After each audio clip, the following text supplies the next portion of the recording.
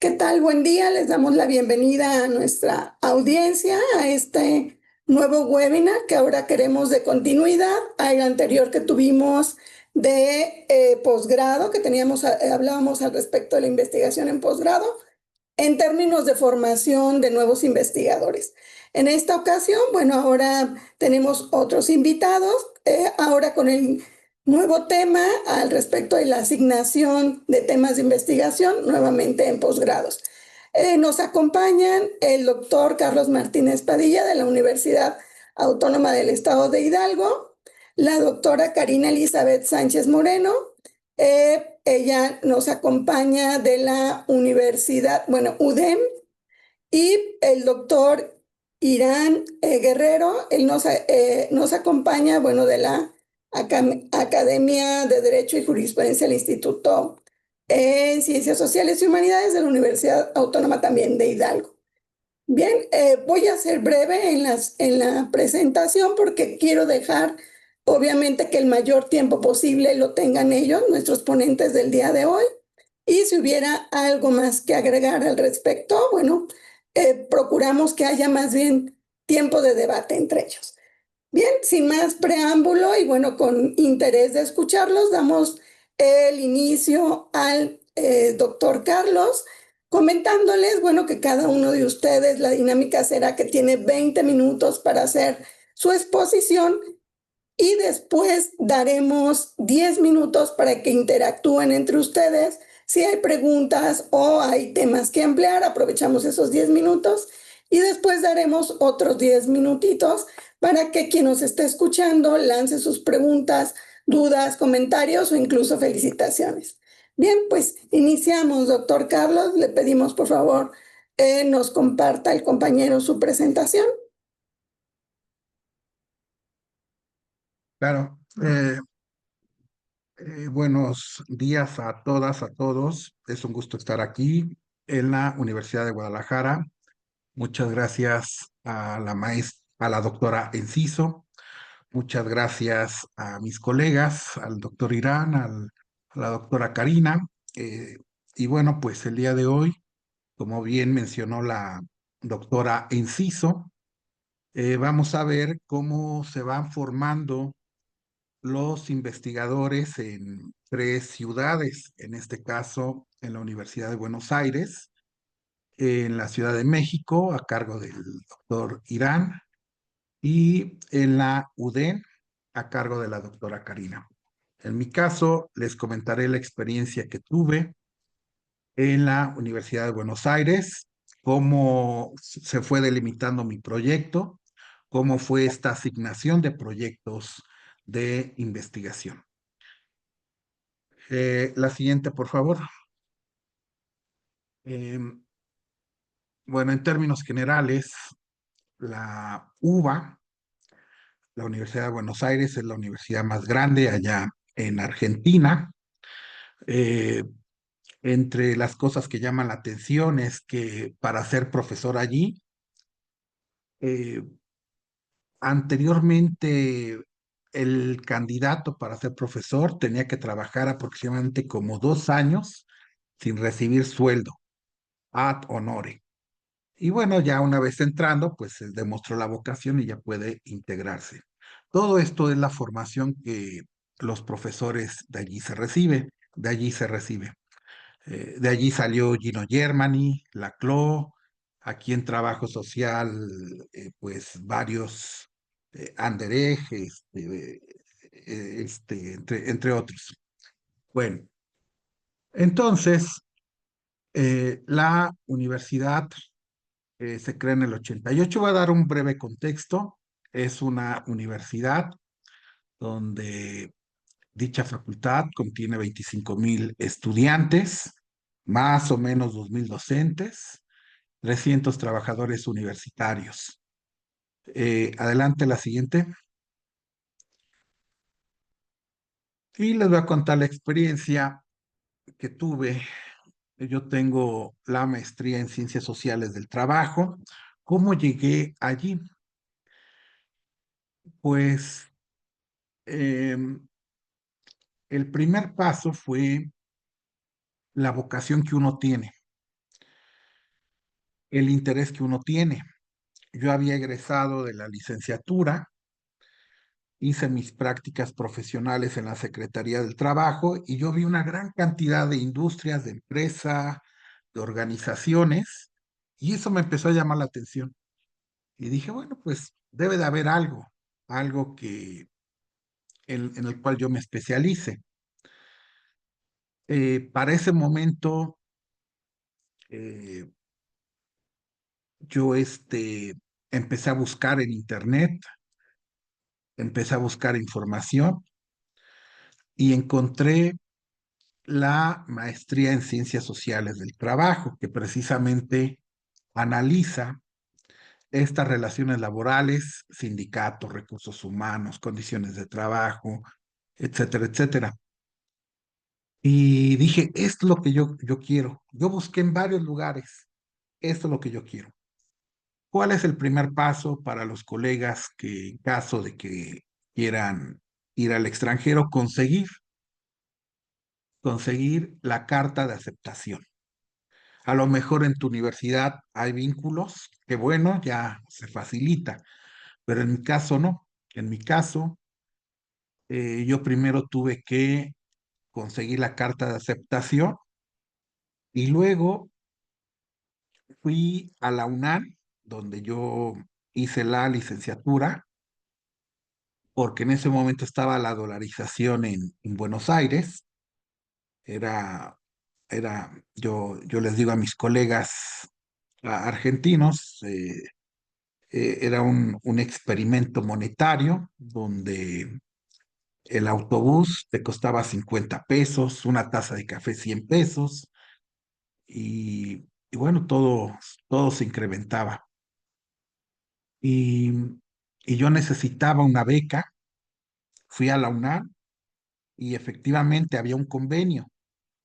Qué bueno que estaba en el convenio, yo no lo sabía. Entonces lo ideal es ver qué convenios checar, qué convenios se tiene y finalmente me dieron la beca de la UNAM. Con esa beca eh, ya llegué a la Universidad de Buenos Aires y me entrevisté con el director. La siguiente diapositiva. Eh, la carrera, la maestría tiene una duración de 2 años. El doctor Nefa, el primer paso, ¿qué implica todo esto? Parece sencillo hacer estudios en el extranjero, pero también los trámites administrativos son algo complejos. Primero, radicarme. Eh, sí conseguí mi DNI, Documento Nacional de Identidad, DNI, equivalente como al INE de aquí, pero se requiere un padrino, alguien que te apadrine, y me apadrinó. Fueron 2 personas, el doctor Nefa, que le agradezco bastante al doctor Nefa. Yo diría que sigue siendo no he checado el directorio, pero estoy casi seguro que está al frente de la maestría, y la maestra Olga Moguel. El doctor Nefa fue mi tutor académico y la maestra Olga Moguel fue mi aval ciudadano. Adelante. Una vez que me radico, me dice el doctor Nefa, bueno, pues yo me encargo de administrar esta maestría. Y sí, sí me dijo, ¿cuál es tu línea de interés? Porque yo le dije que a los 2 años yo tenía que regresarme. Y ya le comenté, yo quería un tema en ese momento. Acá en México yo hice mi tesis de licenciatura eh, de algo que se le llama flexibilización, precarización. Eh, y le dije, bueno, yo quiero algo de esto. Y me dijo, sí, cómo no. Y él tenía mucha vinculación con el regulacionismo francés, una escuela de pensamiento francesa, eh, de altos estudios allá de Francia. Y Y bueno, pues él me invitaba a todos los proyectos. Él tiene, aparte de dar clases en la UBA, él tiene su instituto y allí se forma el investigador, de forma académica en la UBA, Universidad de Buenos Aires, y de forma profesional en proyectos de investigación. Hagan de cuenta, el CEIL-PIET es como un CONAS, un C, antes era CONACYT, un CECITI chiquito ahora. Más o menos así era el CEIL-PIET, Centro de Estudios e Investigaciones Laborales, CEIL-PIET. Y allí me empezó a formarme como investigador y hasta la fecha le agradezco el estructuralismo. No por algo de allí surgió eh, eh, esta idea de la dependencia, Raúl Previch, este estructuralismo. Trabajábamos mucho las encuestas que hasta la fecha sigo ocupando. Me enseñaron el SPSS que hasta la fecha sigo ocupando. Y, y yo no sabía qué tema. Y para mí todo era nuevo, porque era un país nuevo, materias nuevas, ideas nuevas, mientras que en México predomina mucho lo americano, en Sudamérica predomina mucho lo europeo. Entonces yo quería pues cosas que me estaban sirviendo. En un principio dije pues algo estándar y, y bueno, pues yo quería desarrollar algo que era el realismo científico.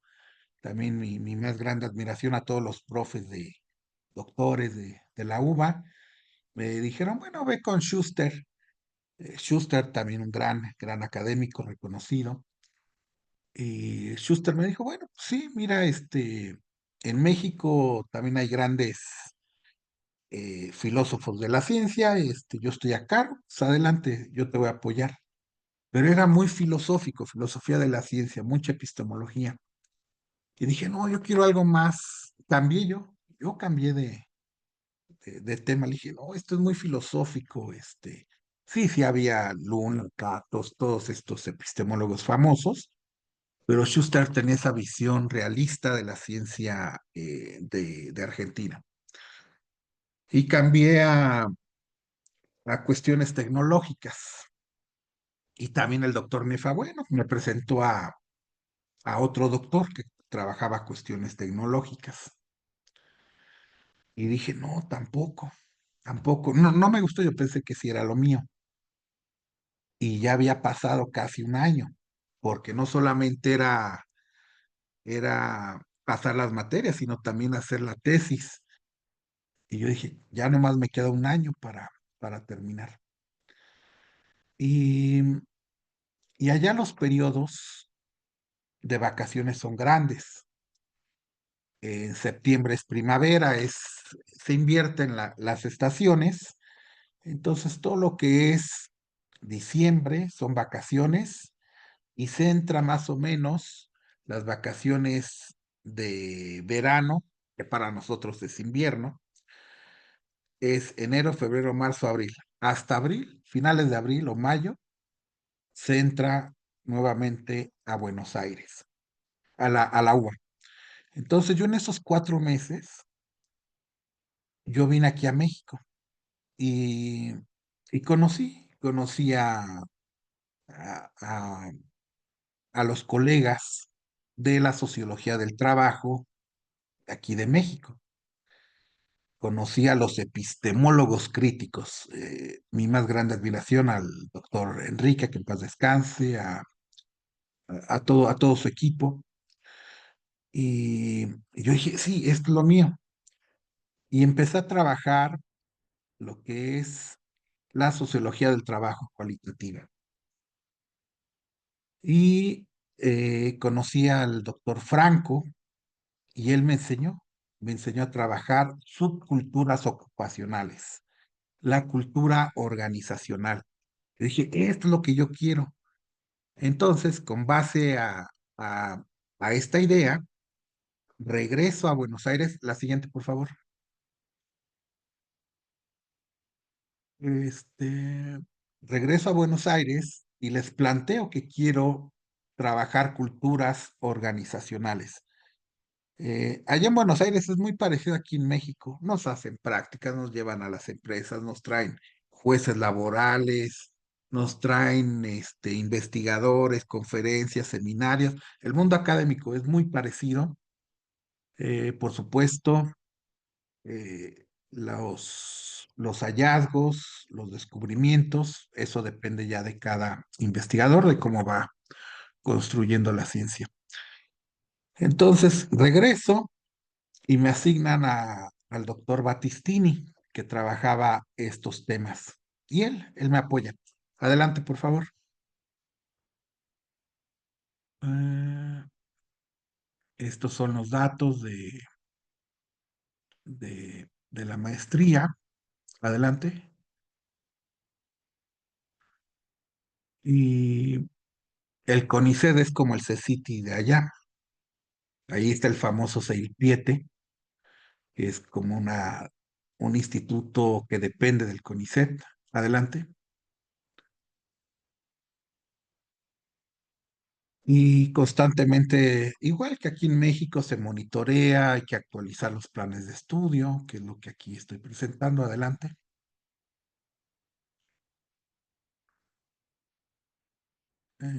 La que sigue.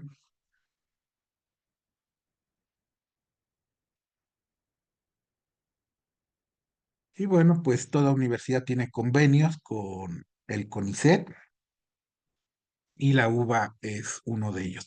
Eso sí, gracias a estos convenios que tenía la UNAM y la UBA, no me cobraron la matrícula. Adelante. Más o menos cuánto sale. Ahorita que están en una situación crítica los colegas argentinos, más o menos sale como a 40,000, 50,000 pesos. Es una de las maestrías más caras allá en Buenos Aires. Allí hice grandes amigos. Si me están viendo, la familia Tedechán, la familia Santucho, los Abal Medina, grandes colegas, grandes amigos. Adelante.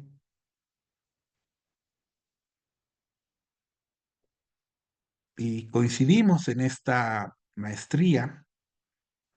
Aquí, pues, se ven temas de seguridad social, de trabajo. Aprendí historia argentina, cultura argentina, que es parte del contexto. No solamente son 2 años de estudio, más aparte los trámites para la titulación. Adelante, la que sigue. Este, vámonos a la última porque ya me estoy acabando mi tiempo. La última, todo esto, pues es la historia de la maestría, los cambios que ha tenido, los planes de estudio, los objetivos del posgrado, pues probablemente formar gente especializada. Tuve amigos de todas las áreas, abogados, laes, economistas, politólogos. eh, Tuve como compañera a la compañera Zurril, fue la sobrina de un gran ministro de allá. Adelante. Y bueno, tenía ahora sí, traje una presentación grande, pero aquí, allí. Entonces aquí están las materias. Eh, y, y Ruth Sautú fue mi maestra. Y yo recuerdo que me dijo, ¿no quieres integrarte conmigo? Yo titulo rápido. Y, y pues yo en ese momento yo ya estaba más decidido a hacer la cuestión cualitativa y ya me habían asignado al doctor Battistini, pero sí me hubiera gustado, sí me hubiera gustado trabajar con la doctora Ruth Sautú.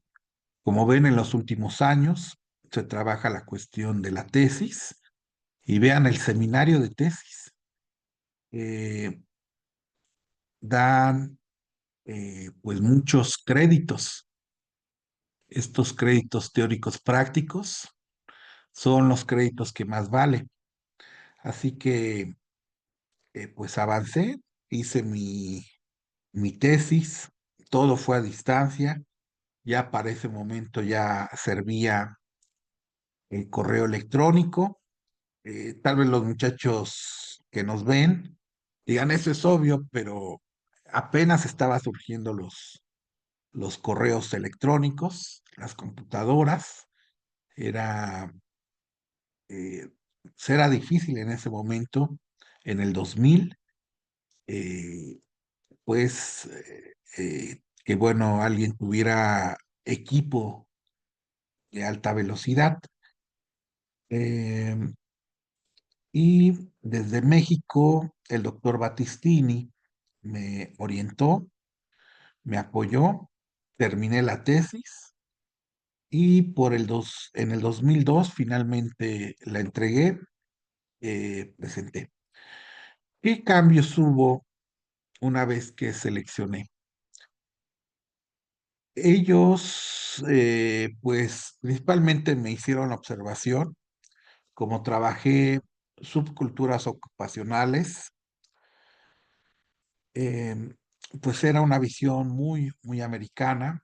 Trabajé a Goffman, eh, y pues sí, me hicieron la observación que metiera más cuestiones de teóricos europeos, que fuera más analítico, más reflexivo. eh, igual que en México, te hacen correcciones, te regresan capítulos enteros, te piden que lo vuelvas a hacer, pero después de 2 años, ya finalmente, pues quedó la tesis. Eh, ya me dijeron, ya puedes venir a presentar. Presenté la, la, la, este, la tesis y bueno, finalmente me titulé. Pero pues sí fue eh, fue un largo camino que el estudiante tiene que delimitar y estando en el extranjero, sí llega a pesar las nuevas, porque no conoce a los profes, las temáticas, los autores, es un mundo nuevo. Entonces, sí me costó trabajo delimitar, pero finalmente ocurrió.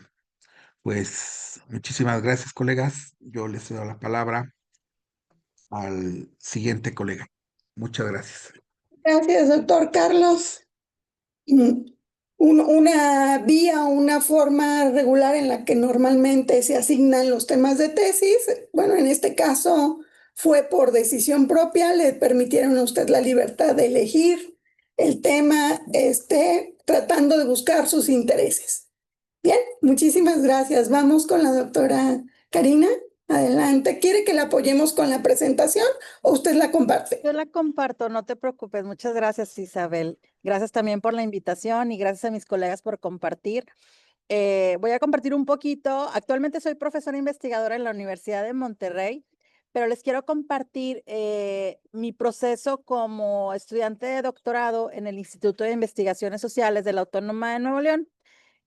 Traigo una pequeña presentación, no la voy a leer toda, prácticamente la traigo para poderles compartir fotografías y que fuera un poquito más visual mi experiencia. Pues, como les decía que estudié en el Instituto de Investigaciones Sociales de la Autónoma de Nuevo León. El doctorado que estudié es en Ciencias Sociales con orientación en Desarrollo Sustentable.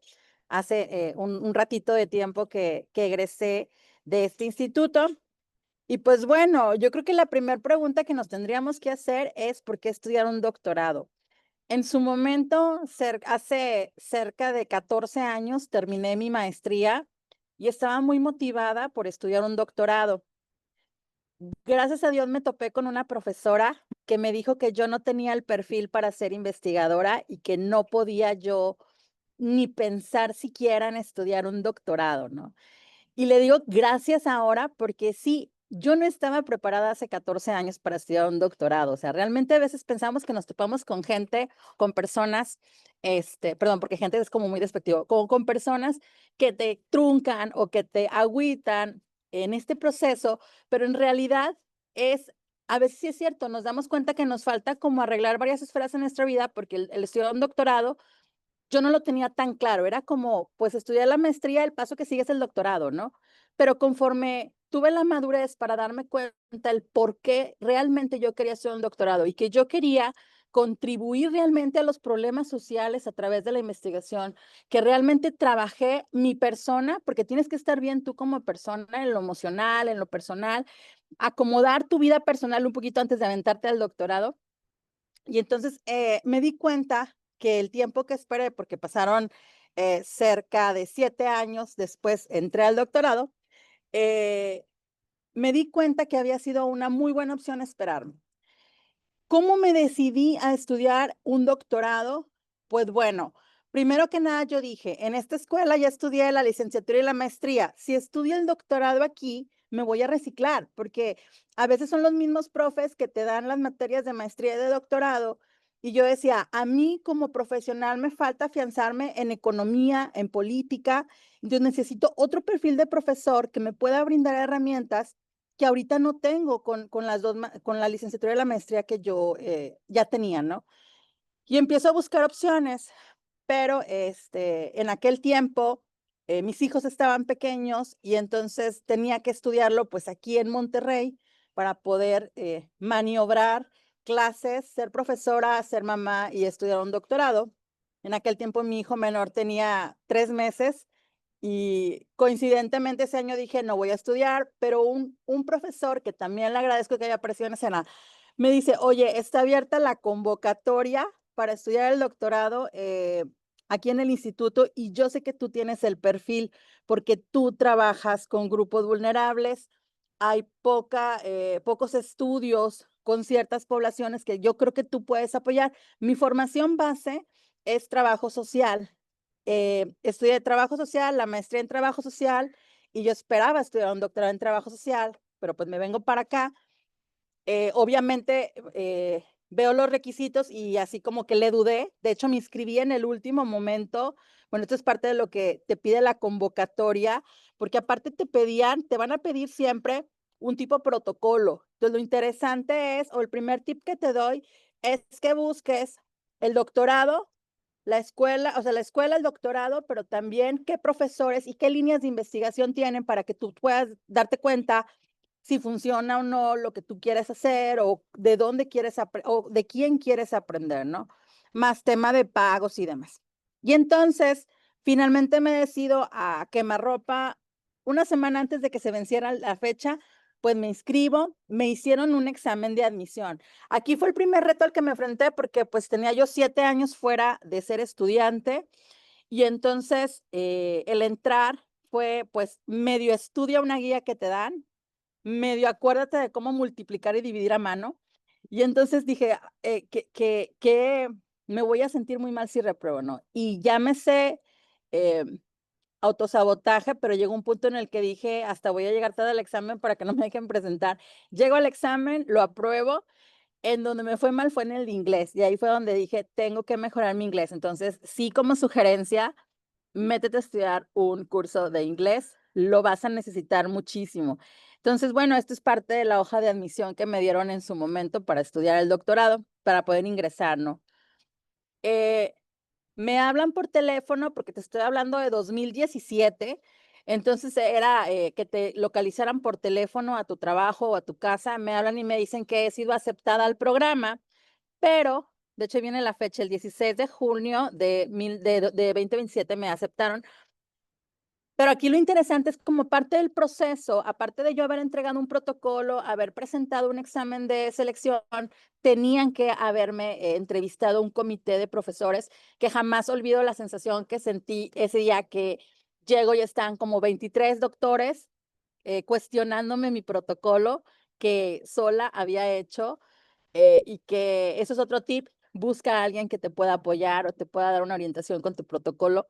Me tupieron de preguntas que supongo que las contesté dentro de la congruencia porque pues me aceptaron. Y después de esa reunión pues ya me llega mi carta de aceptación de que había sido, ya pertenecía al programa, ¿no? Entonces el instituto realiza una bienvenida en donde nos presentan a todos los profesores. Tengo una foto del instituto donde estudié. y con todos los profesores y estudiantes que habíamos ingresado a maestría y a doctorado. Fue muy padre el volverme a sentir estudiante, pero también cuando empecé a ver los perfiles de mis profesores y de mis compañeros, pues es un compromiso conmigo misma de que tenía que ponerme o yo sentirme también a la altura de ellos, ¿no? ¿Por qué? Porque en su mayoría mis compañeros eran economistas y yo estaba muy mal con el tema de la economía. Algunos eran politólogos, filósofos, sociólogos, y para mí son de las profesiones que más respeto porque al ser trabajadora social yo tengo poquito de todas, pero no soy experta en todas. Entonces, pues fue muy enriquecedor este doctorado porque, que ese tip también te lo doy, porque puedes aprender mucho más cuando son compañeros de distintas carreras, ¿no? Porque generalmente donde yo pensaba estudiar el doctorado, pues eran, eran egresados de la carrera y de la maestría que yo había hecho en su momento. Y bueno, aquí en el INSO los grupos son pequeños. Yo sigo apoyando como profesora invitada con algunas tesis y para mí es padrísimo porque me recuerda mis inicios como estudiante y creo que eso también es pieza clave como doctor, ¿no? Que nos acordemos de cuando nosotros empezamos, los retos que tuvimos, porque eso nos ayuda también a entender a nuestros alumnos, ¿no? Y entonces, bueno, sigo participando ahí, estoy activa de cierta forma y es una forma también de agradecerle al instituto todo lo que ha hecho por mí como doctora. Y los grupos eran reducidos. Aquí somos 2 profesores y 3 alumnos. Los grupos eran de 3 personas, 2 personas. Eh, Realmente son grupos muy pequeños y eso también te ayudaba mucho en la interacción con los profesores, porque a veces eran temas de 1 a 1, ¿no? O era como, te sentías como a veces como con más confianza al ser grupos reducidos. Algo que te puedo dar de tip también, ya que elegiste tu tema, porque desde la convocatoria empiezas a ver como las líneas de investigación, los doctores. A mí siempre me había llamado la atención, bueno, siempre he trabajado el tema de género, pero con el tema de las mujeres indígenas, yo nunca lo había trabajado. Aquí en Nuevo León no hay mucho estudio sobre mujeres indígenas y entonces lo que sucede es que es una población que sigue siendo invisible. Y entonces, en ese proceso que yo estaba pensando de qué hacer mi protocolo, como por dónde irme, me paré en un semáforo y empecé a ver como a las mujeres que estaban vendiendo artesanía y semillas en el crucero en donde estaba. Y yo dije, wow, o sea, yo que estoy trabajando, que soy mamá, que quiero estudiar un doctorado, o sea, qué tantos privilegios tengo yo ahorita que estas mujeres no tienen y a qué se están enfrentando ellas, porque si yo me estoy quejando, no quiero saber qué es lo que ellas viven. Entonces, quiero visibilizar lo que ellas viven. Y así empezó como mi idea de trabajar y sigo trabajando con mujeres indígenas hasta la fecha. Tengo soy activista en ese tema, tengo un grupo de mujeres a las que estoy apoyando eh, como investigadora. Y entonces me doy cuenta que quiero estudiar. No sabía qué, pero quería ayudarles a apoyar, a apoyar y visibilizar a esta población. Y entonces doy con una asesora que en su momento era la directora del instituto, que le llama la atención mi propuesta, porque yo quería analizar propiamente esas estrategias que ellas estaban como haciendo, o sea, cómo le hacían ellas, porque yo podía pagar una niñera, yo podía pedir apoyo a mi familia, yo tenía auto, o sea, yo decía, yo medio identifico mis estrategias, pero ellas cómo le hacen, ¿no? Y más al ser una población que no existía en mi estado, ¿no? Porque Nuevo León no hay poblaciones indígenas. Entonces, doy con mi asesora, le platico un poquito el tema de lo que quiero hacer y en ese sentido, le digo, oye, pues dame una carta, voy a empezar a tocar a tocar puertas y entonces hay 2 organizaciones aquí en Nuevo León y les digo, oye, yo soy estudiante de doctorado, yo te quiero ayudar, te doy pláticas, te ayudo de voluntaria, lo que tú quieras, con tal de que me ayudes a entrar a estas comunidades y mi compromiso es mi tesis, o sea, los resultados, úsalos como tú quieras. Obviamente pedí autorización, le dije, es del CONACYT, porque tuve beca CONACYT, gracias a Dios, pero es que te ayudo, o sea, el chiste es que andamos en lo mismo, pero quiero ver qué necesitas tú. Y entonces, esto me generan una carta, yo pido que me generen una carta en la que digan que pues sí es cierto lo que yo digo, que soy estudiante, y ellas me dicen, oye, pues ocupamos pláticas de género, talleres de género, de violencia, y pues a mí me encantan esos temas, entonces pues no batallé en volverme voluntaria con ellas.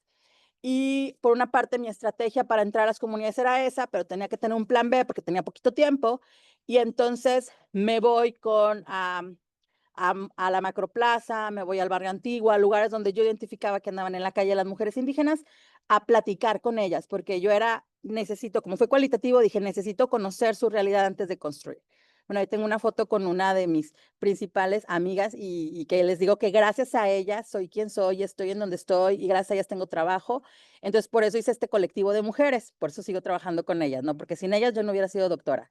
Entonces, bueno, pues empiezo en estas comunidades, no tengo muchas fotos porque les digo que algo que tenemos que cuidar mucho es el respeto hacia la población con la que vamos a trabajar. Entonces, yo no tomo fotos, las tomé porque pues tenía que demostrar que andaba yo en campo, ¿no? Y obviamente ellas me autorizan a usarlas. Entonces, pues andaba como le decimos aquí, barrio pesado. Era muy difícil entrar, ellas tenían que bajar por mí, yo no podía entrar ni en auto ni con la laptop, o sea, es de riesgo la comunidad. Y por eso era todavía época COVID, por eso aparezco ahí, entonces con cubrebocas. Y entonces estas mujeres me ayudaron mucho a entenderlas para poder diseñar mi instrumento y para poder hacer mi investigación, ¿no? Y bueno, pues no todo es padre, porque no todo era andar conociéndolas, porque a mí me encanta la intervención en campo, pues me tenía que poner a leer, ¿no? Entonces, aquí es como, esta hoja es muy simbólica para mí porque yo trabajé Capital Social de Bourdieu, que me dolió y me costó, lo digo en broma, pero sí me costó mucho mi salud. Entender la parte teórica fue así como uno de mis cocos.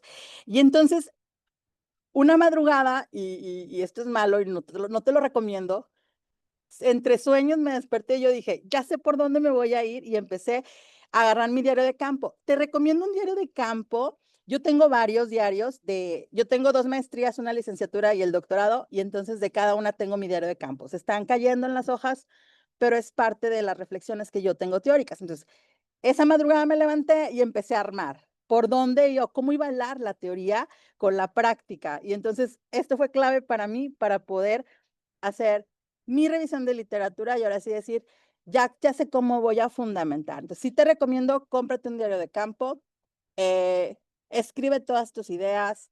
Las más locas son las que funcionan, porque es a veces, dependiendo en cómo estemos como personas, nos vienen las ideas.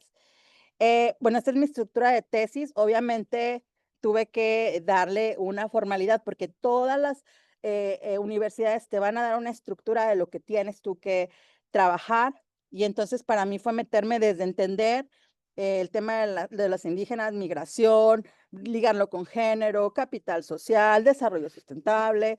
Entonces fue como mi estructura de la tesis. Cada 2 meses teníamos reunión con nuestro comité. Yo tuve doctores extraordinarios, la verdad, me barrieron y me trapearon, pero me ayudó bastante porque eran muy puntuales con su retro. Tuve a grandes profesores que siempre les voy a agradecer porque me formaron. Y entonces en cada reunión tenían que tener como una revisión de mi tesis, de cómo iba, y ellos me daban la retro, quedaba por escrito, y este documento a mí me servía para poder presentar un coloquio. Se hacía cada semestre, a final de semestre, un coloquio en el que yo decía, pues, cómo iba, copiaba con el formato que me indicaban cómo iba mi avance. Y entonces, creo que mi ventaja contra mis compañeros fue que yo entré a campo el primer semestre, el primer mes yo ya estaba en campo, porque al pensar en población indígena dije, necesito ganar tiempo por si no quieren trabajar ellas conmigo, pues voy a tener que cambiar de tema, ¿no? Bueno, algo que te voy a recomendar también es que vayas a congresos. Sirven mucho cuando estamos empezando. Ahorita te doy el consejo y no me lo quedo porque no me da la vida, pero en ese momento cuando estás estudiando, hazlo.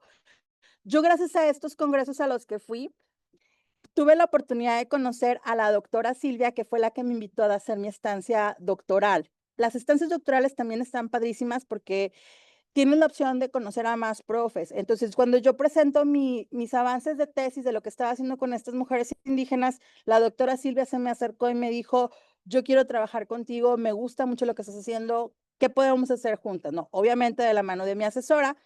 Y entonces, pues ella me hace una invitación, me extiende una invitación para irme a la Universidad Autónoma del Estado de Hidalgo, que le agradezco mucho. Por eso a veces sigo visitando al doctor Carlos, porque es una universidad que me dio mucho, aprendí bastante, hermosas personas que me atendieron súper bien y que sobre todo se preocuparon mucho porque yo aprendiera en ese proceso en el que yo estaba de construir una tesis.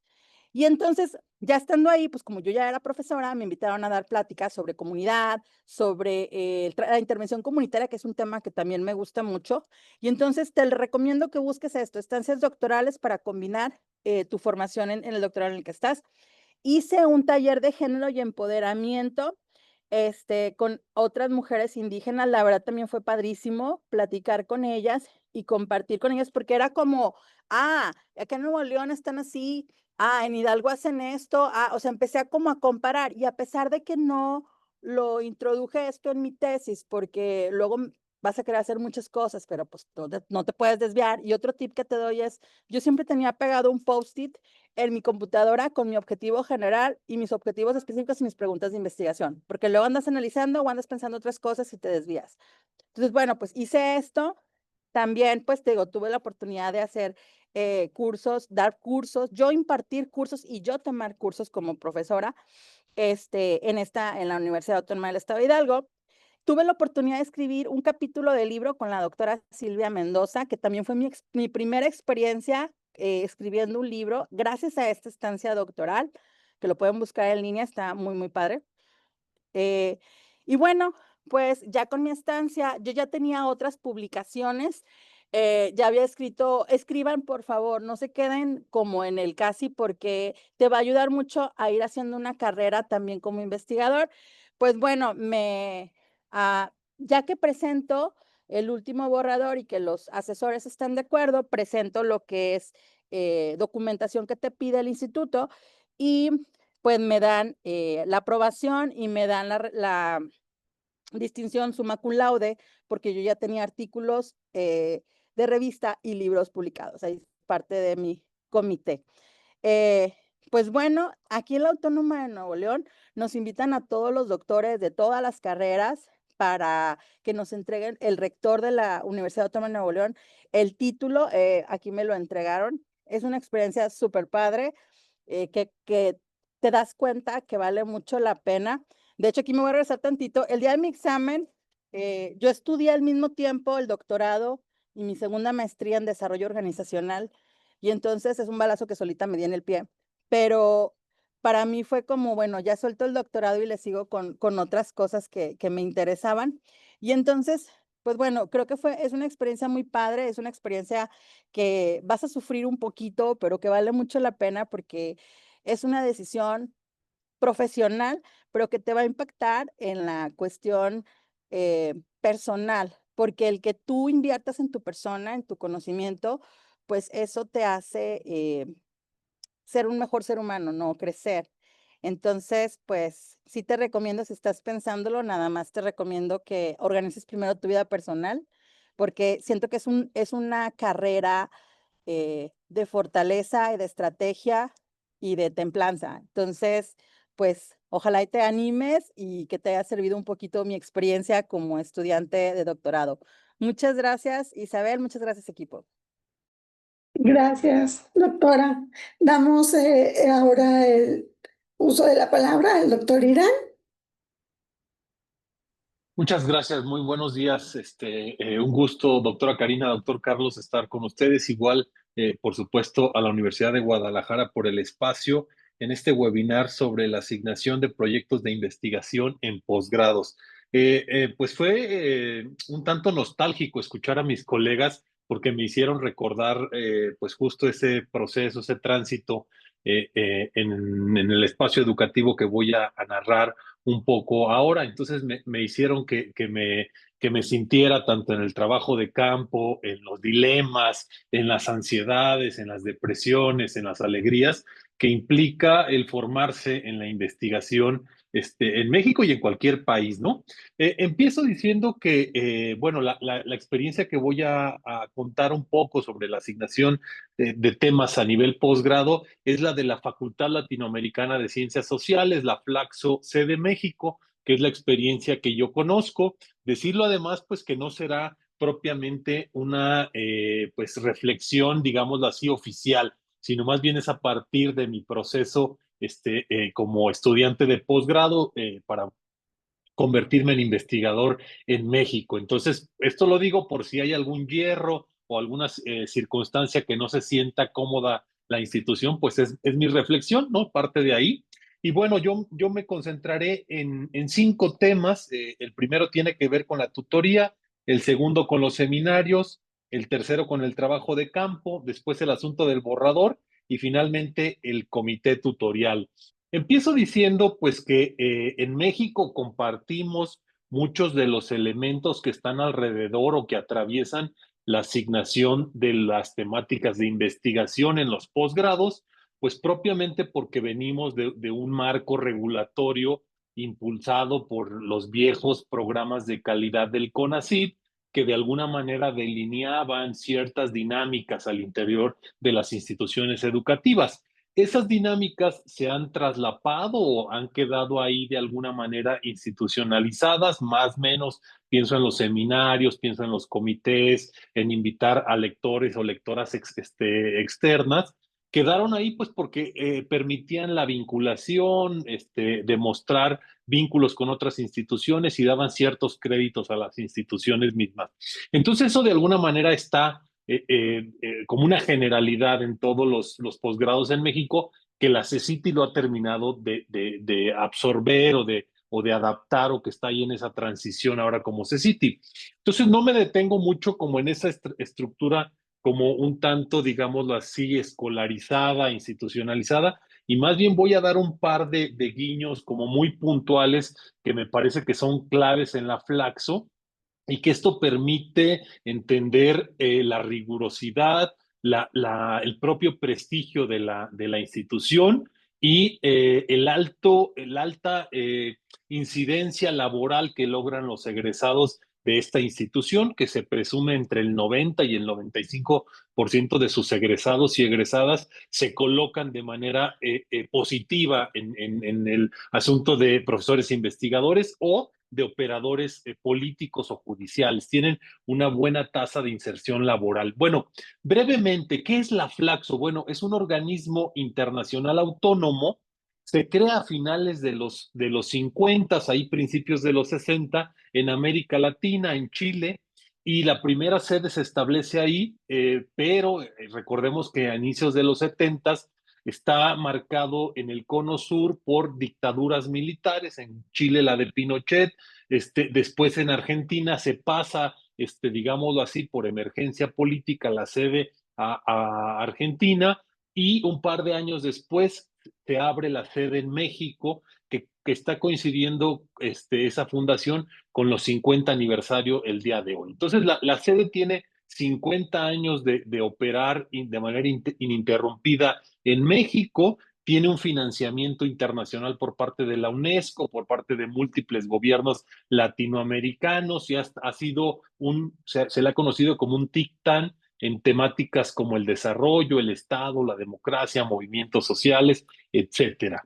Bueno, el primer punto crucial alrededor de la asignación de temáticas tiene que ver con la asignación del tutor o de la tutora.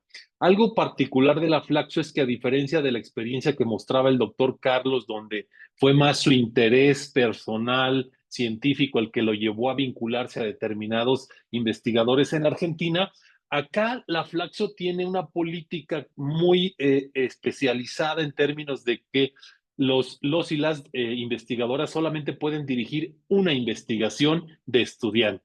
A diferencia de lo que ocurre en la mayoría de las instituciones públicas en México, donde los docentes tenemos múltiples cargas y múltiples asignación de tesis, de maestría y de doctorado. Allá no se permite eso, solamente se permite que una persona sea el responsable de un estudiante en el posgrado.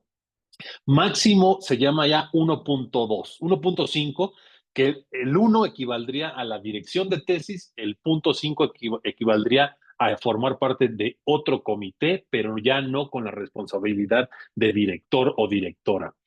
En ese sentido, es clave ahí el asunto de la afinidad temática, porque el tutor se elige internamente a partir de las temáticas que nosotros como estudiantes o que los estudiantes presentan como este proyecto de investigación. Entonces van de alguna manera perfilados en función de afinidades temáticas, pero este primer vínculo que tiene el estudiante con el tutor no es estrictamente una función académica. Es más bien esta función que la SEP, la Secretaría de Educación Pública, ha buscado implementar a nivel de las licenciaturas, de dar este acompañamiento emocional, personalizado hacia los estudiantes. ¿Por qué razón? Porque en la Flaxo tiene una estructura que acepta el 50% de sus estudiantes son hombres, el 50% de sus estudiantes son mujeres. El 50% de sus estudiantes son nacionales y el 50% son extranjeros, todos estudiando en la capital del país, en la Ciudad de México, que implica pues ciertas condiciones de adaptación hacia la ciudad, hacia lo hostil que puede resultar la Ciudad de México, para personas que vienen de otros contextos latinoamericanos y también de otros contextos al interior del país. Entonces, esa función de la tutoría, más que ser un asunto académico, es más bien un asunto de acompañamiento emocional, de cómo te sientes en la Ciudad de México, cómo va tu evolución, cuáles son tus principales problemas, cómo te puedo ayudar, etcétera. Ese es el primer trimestre, ¿no? Donde uno tiene ya un contacto directo con un asesor o director de tesis, en este caso es un tutor, pero no se discute la temática. El asunto es estar bien en lo emocional, en lo personal, que era algo que la doctora Karina hacía hincapié en la importancia de estar bien al momento de tomar una decisión para estudiar un posgrado. Bueno, después de ahí, o sea, que tiene que ver con todas esas particularidades que les decía de la mitad extranjero, la mitad nacionales.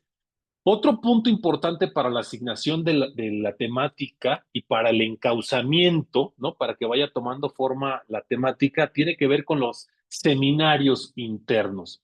Pero estos seminarios internos me parece que se diferencian de la mayoría de los coloquios de investigación que ya están institucionalizados en las universidades públicas y que son muy ricos en términos de la propia investigación, de la producción y de la reflexión teórico y conceptual, empírica de las temáticas, porque estos seminarios tienen un peso curricular, hay que acreditar estos seminarios, pero funcionan de manera horizontal y que incluyen estudiantes de doctorado y de maestría, y también incluyen investigadores e investigadoras de distintos seminarios, ¿no? Entonces hay de distintas maestrías, perdón, de distintos posgrados. Entonces hay seminarios, por ejemplo, que es como el que yo tomé, que es el de la democracia, derechos humanos en México, donde estábamos estudiantes de maestría, en mi caso estudiantes de doctorado, y una serie de colegas de distintos posgrados. Y al ser un espacio más o menos horizontal, pues se permite el diálogo, la interpelación, y sobre todo se permite una discusión importante, ¿no? En términos de que el trabajo vaya avanzando. Estos seminarios operaban cada 15 días, había que presentar avances, tanto los estudiantes de maestría como de doctorado, y ahí la temática se va perfilando. Y aquella persona que no termina acreditando ese seminario lo debe de reponer, pero no lo repone con un examen o con otra circunstancia. Tiene que ser un trabajo escrito alrededor de la temática, ¿no? Que se vaya perfilando el marco teórico, el marco conceptual, la delimitación, la justificación del proyecto, etcétera. Entonces, esto permite que la asignación se vaya encauzando en función de ese seminario de investigación alrededor de una temática. Luego es medular el asunto del trabajo de campo, ya lo dijo la doctora Karina, y claro, ahí siempre entre mayor tiempo sea el trabajo de campo, pues seguramente los hallazgos serán más ricos, permitirán nutrir la investigación. El trabajo de campo acá en la Flaxo tiene un componente bastante positivo, porque la institución cuenta al tener, bueno, estoy hablando de la experiencia en la que yo estuve, que fue hace 10 años, yo estudié el doctorado del 2014 al 17, contaba con recursos internacionales para hacer trabajo de campo. Incluso la institución ve con muy buenos ojos que se hagan trabajos comparativos a nivel Latinoamérica, por lo cual se incentiva a los estudiantes a que hagan trabajos comparativos entre distintos estados y para lograrlo, pues asigna recursos. En mi caso, yo no hice trabajo comparativo a nivel latinoamericano, sino un trabajo comparativo a nivel de estado mexicano. Estuve en 3 contextos del país, en el estado de Guerrero, en Chihuahua y en la Ciudad de México. Y para eso tiene pues insisto, una serie de recursos disponibles para que los estudiantes puedan hacer su trabajo de campo de la mejor manera. Es decir, no hay pretextos para que nosotros regresemos sin hallazgos después, que se conecta con el cuarto punto, que es el borrador de la tesis, donde ya indudablemente tiene que ir muy perfilado el trabajo, tiene créditos, es una especie de examen predoctoral con todo el comité de expertos y de expertas, y ahí es un filtro importante que se da más o menos 6 meses antes de la culminación del examen recepcional, y es un proceso muy riguroso, que evidentemente viene acompañado de todas las otras cosas que ya están institucionalizadas, de los seminarios de metodología, de las reuniones cotidianas con el director. En este caso, el mío fue Luis Daniel Vázquez, que tuvimos un diálogo permanente, puntual. Debo decir eso, que tuve la fortuna de que en mi caso, si yo mandaba un correo electrónico solicitando alguna duda, alguna pregunta, algún avance, incluso en el mismo transcurso del mismo día yo ya tenía respuesta. Siempre encontré mis documentos con múltiples revisiones, lo cual me parece que eso me permitió formarme y que hoy puedo decir que estoy formado gracias a ese acompañamiento puntual, sigiloso, metodológico que hizo Luis Daniel. No todos son iguales, eso no es un sello de la Flaxo, eso es un sello de buena fortuna con la que yo corrí, que tuve un acompañamiento puntual. Y finalmente el último punto, y más bien para dar tiempo a reflexión, si hay entre los colegas que hagamos algún asunto, que es fundamental, la Flaxo, insisto, al tratar pues de generar mejores indicadores internacionales. En aquel momento de la vieja CONACYT tenía el indicador de un posgrado de competitividad internacional. Entonces, siguiendo pues esas directrices y demás, era muy bien visto el que invitáramos a lectores o lectoras extranjeras. En ese sentido, en aquel momento, pues no había pasado la pandemia, no había, ya había cierta evolución digital, cierto acceso a medios de comunicación como en el que estamos hoy día, pero era impensable que hubiera este tipo de eventos como de forma tan natural como lo hay ahora, ¿no? Que la pandemia lo potencializó, ¿no? El uso de las plataformas digitales con fines académicos. Nosotros allá, previo a eso, teníamos una estructura tecnológica muy, muy sofisticada, tecnología en términos de acceso al Internet en todo el campus, de manera maravillosa, ¿no? O sea, no se va la señal en ningún espacio de la Flaxo, una biblioteca pública que trata de emular estos horarios un poco como de todo el día, tener espacio abierto, con espacios muy dignos, etcétera, etcétera. Incluso también espacios para alimentarse, ¿no? Subsidiados, que le permiten todo eso en conjunto, que el estudiante haga lo que tiene que hacer, que es estudiar. Y entonces, con relación al comité, pues teníamos una estructura tecnológica que permitía que los lectores extranjeros estuvieran a distancia sin ningún problema conectados, ¿no? Insisto, en un tiempo donde todavía no era tan común este tipo de eventos. Todo eso en conjunto permitía, pues, que en cuanto a la asignación de la temática, pues que yo pude tener un comité muy perfilado, porque mi temática de investigación no era como tan común en México, es el uso en la práctica del derecho. El derecho es un campo muy, muy, muy estudiado, pero no así en la práctica, porque ese es un campo mucho más especializado de sociología jurídica, que en México pues no está desarrollado, estamos muy lejos de esas discusiones que más bien se dan en los contextos latinoamericanos, particularmente el de Brasil. Yo tuve un lector brasileño, y también en Estados Unidos, ¿no? Entonces, en suma, pues son esos 5 los puntos que permiten ir llevando la asignación de la temática hacia buen puerto. Y eso es un poco lo que yo podría compartir. Muchas gracias. Gracias, doctor Ian. Bien, pues ahora vamos a pasar a este justo intercambio entre ustedes, complementándose o preguntándose algunos elementos. Yo de momento quiero compartir algunos de los puntos que he identificado en las exposiciones. Una es, bueno, que los tres hacen referencia a un campo específico, en este caso a las ciencias sociales.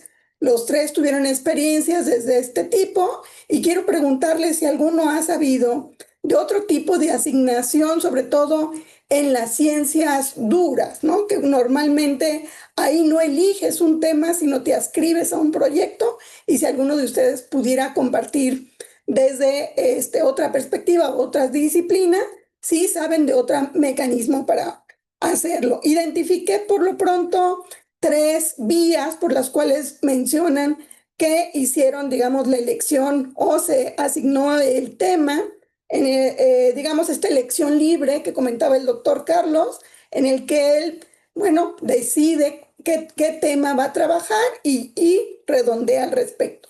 Otra donde se ajusta, como mencionaba la doctora Karina, a las líneas que ya establece el propio programa y un poco va, digamos, con la elección libre, pero ajustada a unos lineamientos institucionales. La otra es que un poco los comités tutoriales están, estos, digamos, profesores que vamos incorporando, también nos van ayudando a ir delimitando la temática y la línea por la cual se va a trabajar. Muy importante, algo que destacaron, la experiencia previa, es decir, los que estudiaron o los que ya van a estudiar un doctorado, pues la experiencia que se tuvo en la maestría, que les da ciertas tablas.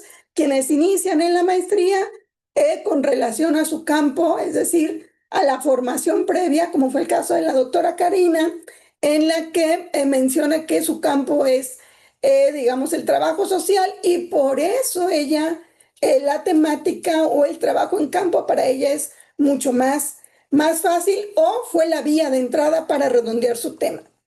Bien, pues no sé qué quieren comentar al respecto de estas experiencias que ustedes vivieron, y si alguna de estas reflexiones que les comparto da ideas también para el debate. Adelante, doctor Carlos. Muchas gracias, doctora Isabel. Bueno, como bien dice la doctora, yo le agradezco mucho a la Universidad de Buenos Aires que me haya permitido elegir, pero como bien señalaba, no, yo porque era extranjero, pero ¿cómo se asignaban los proyectos allá?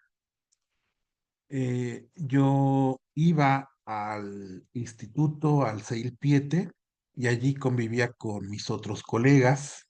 Ahorita veo que mi colega Montescato ya es coordinador, veo varios colegas que estaban como becarios, ahora ya son directivos, y, y entre nosotros nos preguntábamos, ¿a qué grupo de trabajo perteneces?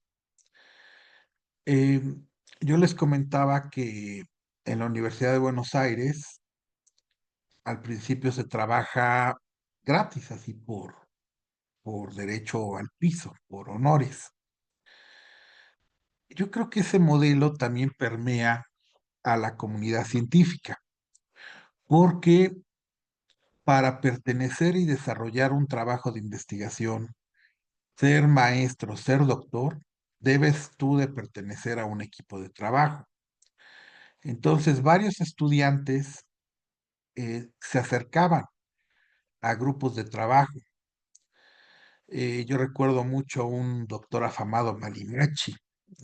No trabajé con él, pero recuerdo que todo el mundo se acercaba a él y podían cambiar los estudiantes. Em, ¿Por qué cambiaban? Dos razones. Ellos no les interesaba mucho la línea de investigación que se les estaban asignando y cambiaban con un nuevo doctor afamado.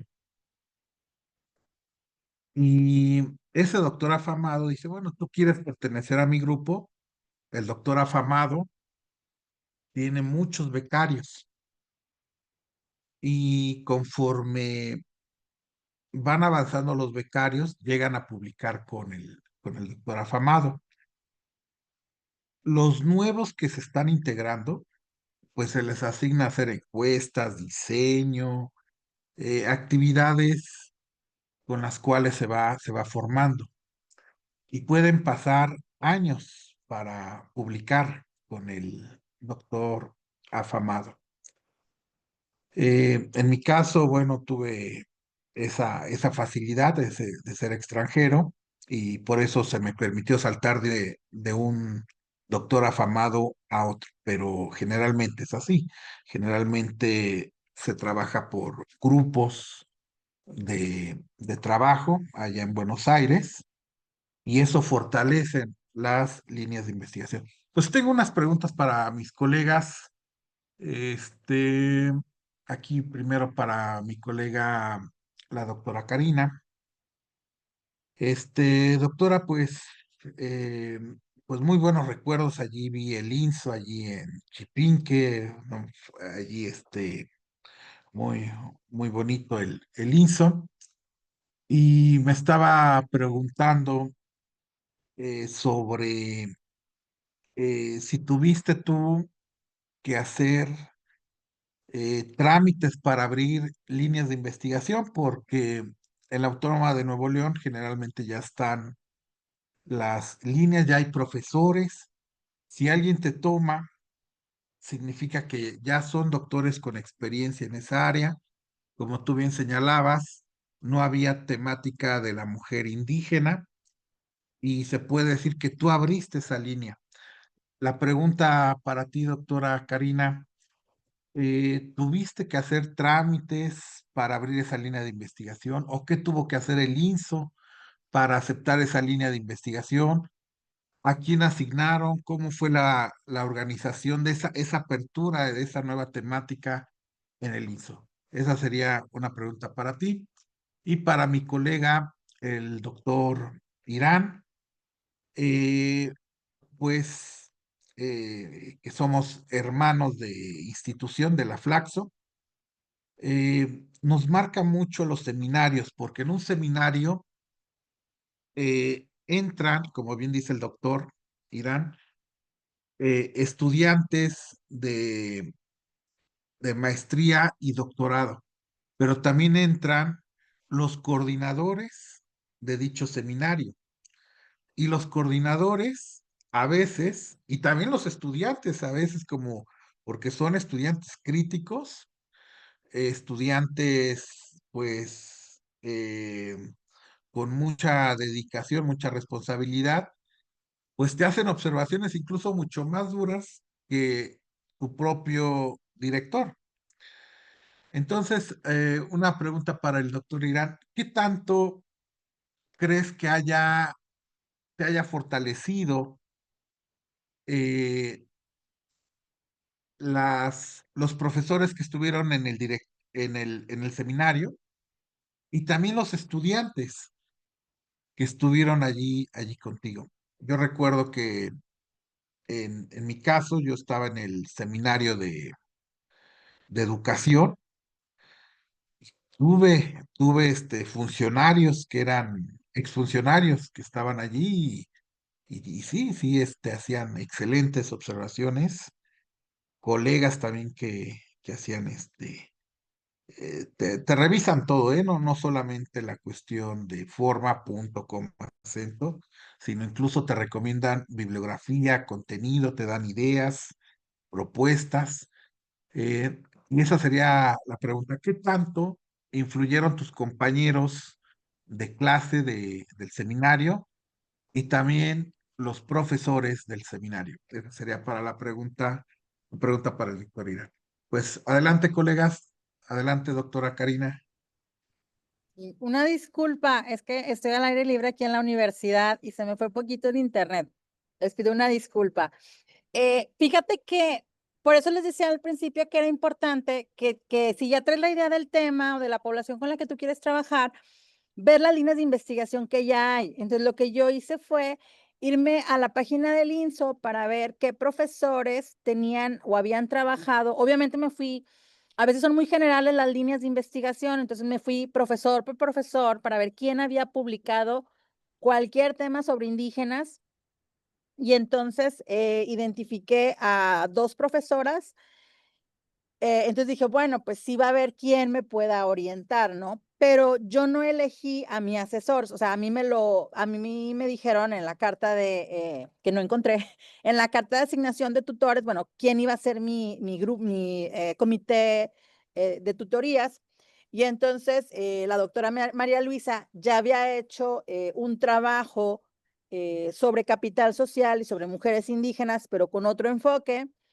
Luego empiezo a ver que la doctora Rebeca Moreno también, ella estaba en otra institución en Puebla, que también había hecho algo de estudios, y pues que tampoco, o sea, no eran como tan afines a lo que yo había hecho, pero ya traían como la idea con la población, o sea, ya habían trabajado con la población.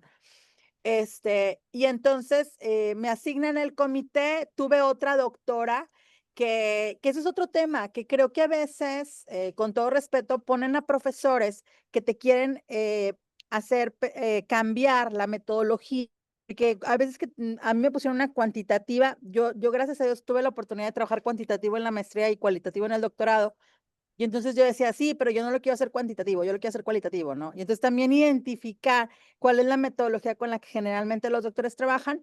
Entonces fue asignación por parte del instituto, fue una cuestión de líneas de investigación establecidas, que estaban establecidas en lo general, pero caían que los investigadores habían trabajado mi tema y con el tiempo, cuando hago el cambio de asesor, pues ahí sí yo me di a la tarea de volver a investigar, por lo menos que el profesor tuviera un conocimiento de la teoría que yo ya había identificado que era con la que quería trabajar. Entonces, pues sí, ahí fue como total asignación. Y fíjate que en tendencia de las 2 maestrías y el doctorado que tengo, a mí siempre me han asignado el comité tutorial, nunca lo he elegido yo. O sea, me lo asignan y solamente en el INSO hice el cambio de un asesor, con las otras universidades no. Entonces sí, nunca tuve la oportunidad. Pero fíjate que algo interesante es que aquí en la UDEM sí le permiten al estudiante elegir. O sea, el estudiante aquí por ejemplo, en el MBA, yo estoy en la Escuela de Negocios ahora, pero no suelto el tema de las indígenas, estoy con indígenas emprendedoras. Entonces, en la Escuela de Negocios lo que hacen con los estudiantes de MBA es, tienen una clase en donde conocen a todos los doctores. O sea, todos los doctores nos presentamos, platicamos, compartimos un poco nuestras líneas de investigación y el estudiante elige a su comité. O sea, el estudiante elige con qué profesor quiere trabajar, que sea el asesor fijo, el asesor responsable de su proyecto, y a lo largo del camino, como a las 6 semanas, 8 semanas de que ya tiene al asesor y que está trabajando con el asesor, el mismo estudiante propone a los otros dos miembros de su comité. Eso es algo que a mí, en lo personal, me gusta porque hacemos partícipe al alumno de con quién se siente cómodo. O sea, al ser una universidad, siento yo que con un enfoque humanista mucho hacia la persona es involucrar al estudiante en este proceso tan importante, porque estamos hablando que son 2 años con el mismo asesor, ¿no? Entonces, aquí sí se hacen las cosas diferentes. Digo, en otra ocasión les puedo compartir cómo lo hacemos aquí en la UDEM, pero eso es como la gran diferencia que veo entre las otras universidades en las que yo estudié y aquí donde trabajo. De hecho, yo aquí estudié la maestría en desarrollo organizacional en la UDEM. Entonces, yo hice ese proceso y fue muy enriquecedor ver que me permitieran elegir con quién yo quería trabajar y quién quería que me desarrollara, ¿no? Entonces, creo que hay sus pros y sus contras, pero en lo personal me gusta más el elegir a mi comité. No sé si respondí a tu pregunta, Carlos. Doctora, adelante, doctor Irán. Sí, gracias. Además, puntual ese debate, ¿no, Carlos? Y que Karina lo está abordando muy bien. O sea, me parece que no hay una medida como que responda o que sea totalizante. ¿Cuál es la mejor forma de elegir? Me parece que hay ahí matices importantes.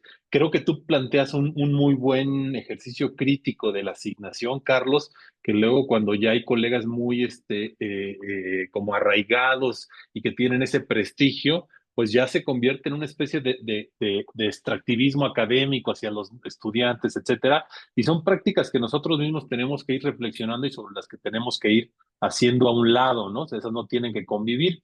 Y esta última parte que decía Karina, que le ha tocado elegir, me parece también muy positivo, pero también pensaba en términos de cuando el estudiante no tiene como la suficiente claridad del marco teórico, que va, ni siquiera sabe lo que es el marco teórico y con quién quiere trabajar, ¿no? Pero si me dan a elegir entre una de las dos, preferiría el ejercicio de las libertades. Me parece que sería menos doloso o perverso, ¿no? Me estoy metiendo al debate sin que me lo pidieras, Carlos, pero contesto muy puntualmente. ¿Nos marcan los seminarios? Sí. Y tú reflexionabas sobre qué tanto efecto tuvo las propias reflexiones que hacemos nosotros en términos de estudiantes frente a otros más. Mira, te diría que efectivamente coincido con la lectura que haces tú del seminario en cuanto a que los propios estudiantes nos leemos con más detalle, como que tenemos esa necesidad de hacernos de otras discusiones, de revisar los textos, porque nos van a permitir comparar cómo va nuestro avance con el del otro. Y además a mí me tocó un asunto de escrutinio público, porque los avances los cargábamos en los drives y todo el mundo tenía acceso al drive todos los profesores, estudiantes, etcétera. Entonces tú podías mirar comparativamente, si eras un poco de curioso o mucho, podías mirar todas las investigaciones dónde iban y pues tenían que tener cierto umbral, ¿no? Porque pues, es un seminario que vas construyendo a la par. Entonces yo te diría que sí, que uno aprende de los propios estudiantes, porque hay estudiantes muy avanzados, o muy reflexivos, etcétera, y porque además se toman el detenimiento de leerte y siempre se agradece que otras miradas, que otros ojos te viertan reflexiones críticas, comentarios. Incluso estoy pensando en términos de que hasta recomendaciones de literatura, ¿no? Porque pues unos andan en justicia transicional, etcétera. Ahora que tú decías lo del seminario de educación, mira, un semillero, ¿no? Estamos en este Instituto de Investigación Educativa, ¿no?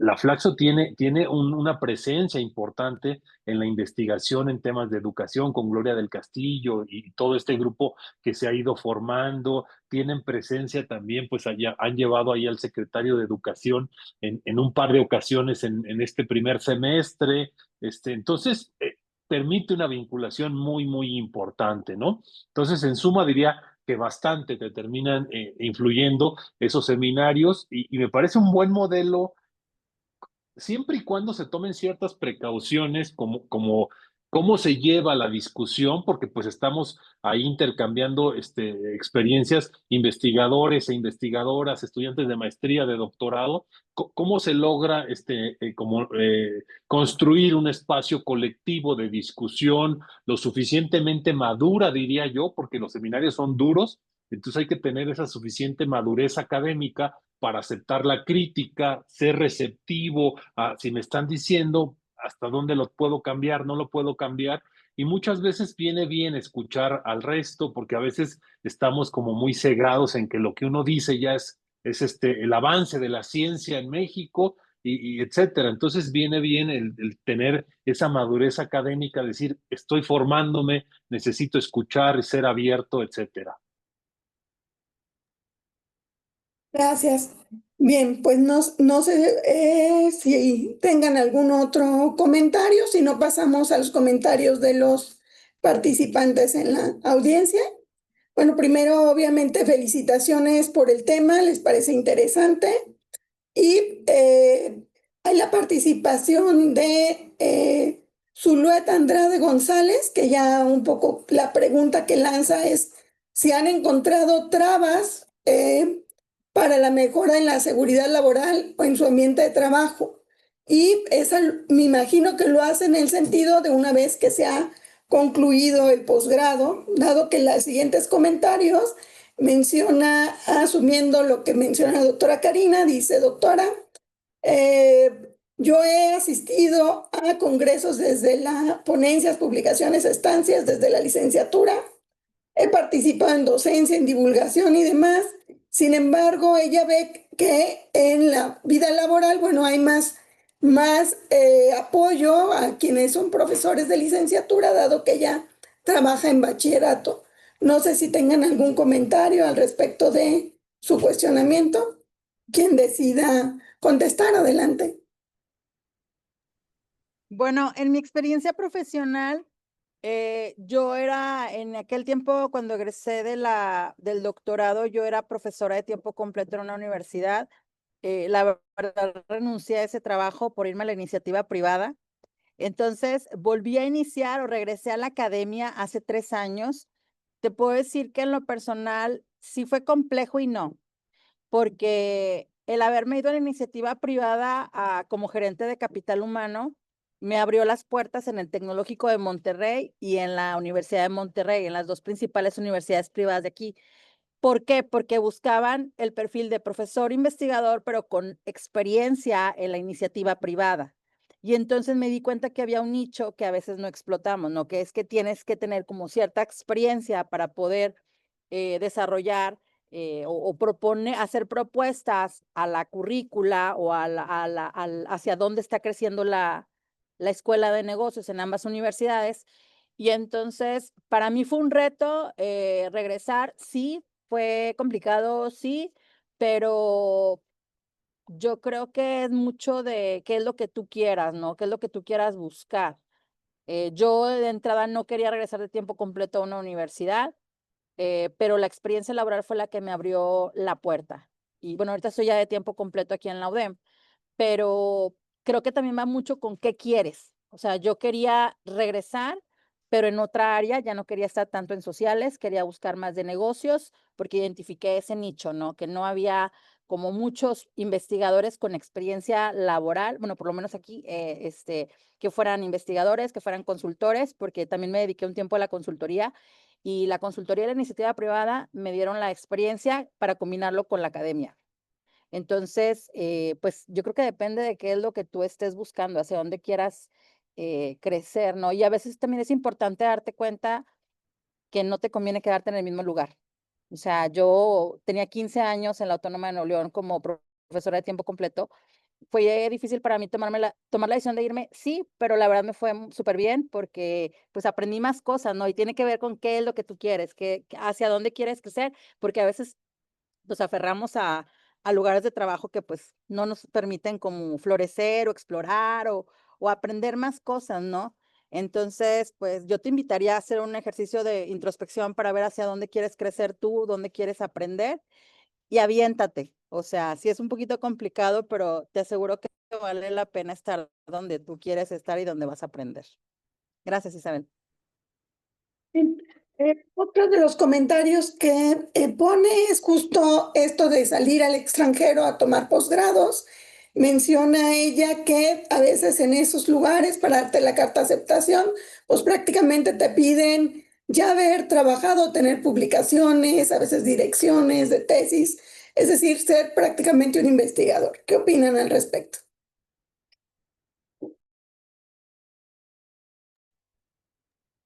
Eh, pues primero, muchas gracias por estas observaciones.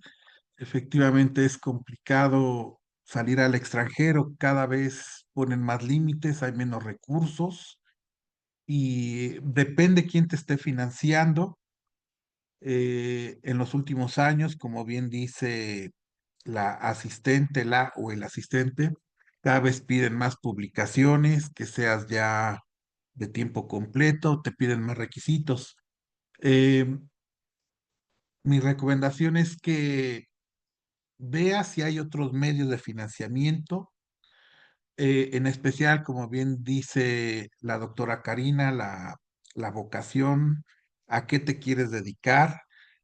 Checa la universidad que tú quieras, el grado que tú quieras, checa qué doctores están trabajando y con base a ello, solicita financiamiento. Cada vez hay menos en México y los que existen de la CECITI pues piden estos criterios. Sí, es un poquito complicado, pero toca puertas y vas a ver que sí, sí, siempre hay fundaciones que te van a apoyar para que tú crezcas. Gracias. Entonces, no, si tienen algún punto de cierre, tenemos todavía unos minutitos, ya no tenemos más preguntas, fueron todos los comentarios. Un minutito cada uno, ¿les parece? ¿Quién inicia? ¿Doctor Irán? Pues nada, simplemente agradecer la oportunidad a la Universidad de Guadalajara, la invitación. Me parece que es importante reflexionar sobre estos temas. Hay mucho asunto, poner ahí discusiones críticas sobre la asignación. Me parece que eso quedó de lado un poco en este webinar. Nos concentramos más bien pues como en narrar estas experiencias personales y un poco las virtudes que tuvieron al momento de formarnos a nosotros. Me interpelaba un poco la pregunta de la compañera que decía que tenía más recursos los profesores de licenciatura que los de preparatoria porque ella da clases en un bachillerato. Sí, ponderándolo ahí, seguramente que es verdad y que hace falta mucho por avanzar en términos de asignaciones o de buscar medidas para solventar pues la formación en otros espacios educativos donde se carece de recursos, donde están invadidos de docencia, donde falta pues una serie de políticas educativas alrededor de estos grupos que vienen un poco atrás, digámoslo así, de los profesores investigadores y profesoras investigadoras que tenemos acceso a congresos, a publicaciones, etcétera, etcétera. Es indudable que lo ve bien y que nos hace falta trabajar en su conjunto en términos de ofrecer algún tipo de programas de profesionalización de la planta en las preparatorias, en las secundarias, etcétera, en términos de que pudieran avanzar en mejores condiciones que les permitiera a la mejor, pues eso, irse a congresos, prepararse, hacerse de una especialidad, de un posgrado, etcétera. Y pues nada, un gusto estar aquí charlando con ustedes. Seguramente nos encontraremos pronto. Gracias. Doctora Karina. Pues agradecerles a todas y a todos el tiempo, a ti por la invitación. La verdad, el tip que yo te daría, el tip final es, pues primero pensar y hacer esta introspección de qué es lo que tú quieres para ti, porque es una inversión de tiempo que vas a hacer. Entonces, estudia porque tú quieres estudiar y porque está alineado a tu proyecto de vida y no tanto por el nombramiento o por llenar un ego, porque no se trata de eso, se trata de tener realmente alineado tu compromiso personal y profesional por el bien de los otros, ¿no? Y pensar que somos personas que estamos en mucho privilegio, ¿no? Y que tenemos el acceso a la información y que tenemos la responsabilidad de compartirla. Entonces, pues alinea tu objetivo de vida, tu meta de vida con tu meta personal. Gracias. Doctor Carlos. Pues agradecer a la Universidad de Guadalajara, agradecer a mi colega Irán, a la doctora Karina por esta plática tan enriquecedora, a los asistentes, pues pedirles que eh, no porque alguien les niegue el recurso, porque no encuentren una persona que los esté guiando, van a dejar de continuar sus estudios. Continúen, eh, van a ver que el camino es amplio, no es fácil, hay que tocar puertas. eh, Poco a poco, mi recomendación es que nunca dejen de leer y que participen en todos los eventos eh, al que se les invita. Por ejemplo, aquí se les dio un panorama de cómo están los posgrados y también puede ser en la institución en la que estén. Muchas veces se les invita a que participen en conferencias, congresos, foros, y allí pueden conocer a gente. Y esa gente es quien les puede abrir el panorama o incluso recomendar. Entonces, mi recomendación es que participen en todos los eventos académicos y nunca pues se dejen caer, siempre deben de participar en lo que les gusta.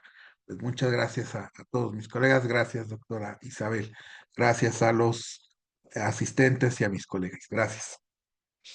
Bien, pues entonces de esta manera cerramos este webinar. Agradecemos en nombre del Instituto de Investigación Educativa, bueno, su participación y sus comentarios.